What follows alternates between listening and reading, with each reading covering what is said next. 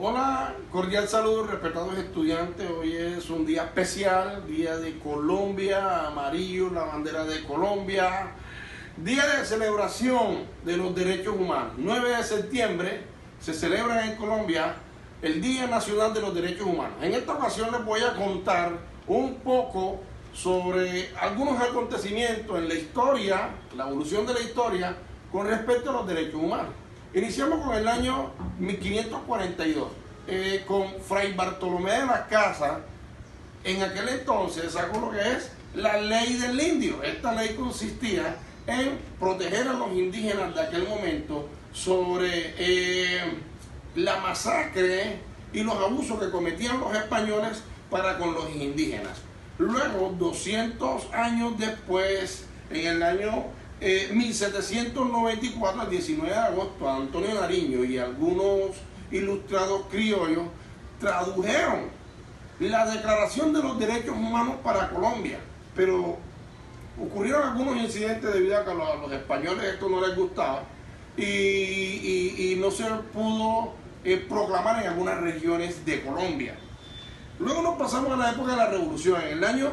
En los años 1811 al año 1815, en esta época de revolución en Colombia se declararon los derechos políticos para las personas, las cuales le daban a las personas participación política en ese entonces de la revolución.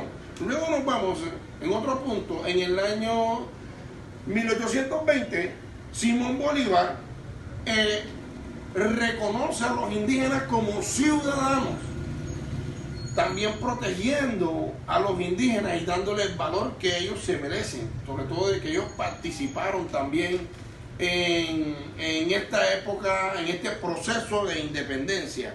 En el año 1830 se promulga o nace lo que es la Procuraduría General de la Nación, la cual consiste en velar de que los derechos de las personas sean respetados y que la justicia también debe velar por los derechos de las personas.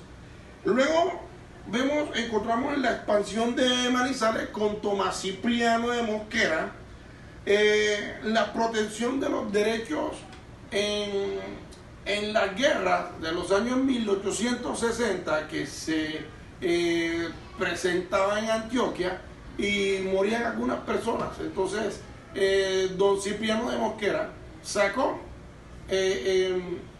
esta ley para proteger a las personas y abolió en aquel momento la pena de muerte.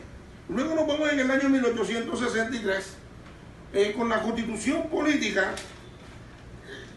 de ese año.